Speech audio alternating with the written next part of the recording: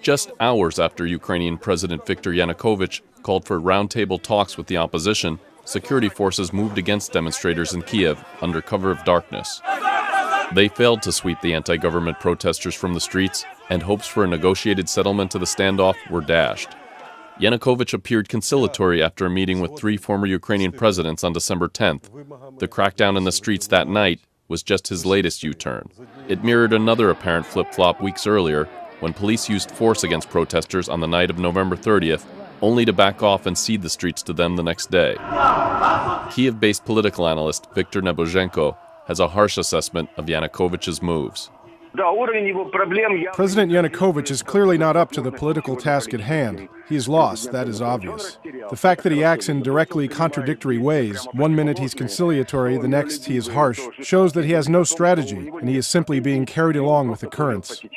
The mixed responses by security forces are, according to some analysts, a reflection of deep divisions in Yanukovych's inner circle. But Ivan Lozovy, the president of the Institute of Statehood and Democracy in Kyiv, says that what unites them, the desire to remain in power, could turn out to be more important than what divides them.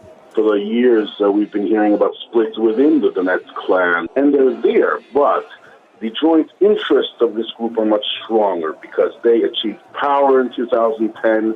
They have absolute power in Ukraine. It's practically unfettered by any other institutions in the country on a scale unimaginable, really, in any developed Western democracy. Even though there may be tactical differences and different points of view, they're all bound by this overriding principle. They're in power. They're making huge amounts of money.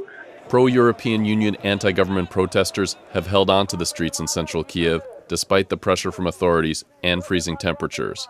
Ukrainian opposition leaders have rejected Yanukovych's offer of talks and insisted on the government's resignation. Because of the lack of confidence in the government's words and actions, there's little sign of real compromise in the cold winds of Kyiv.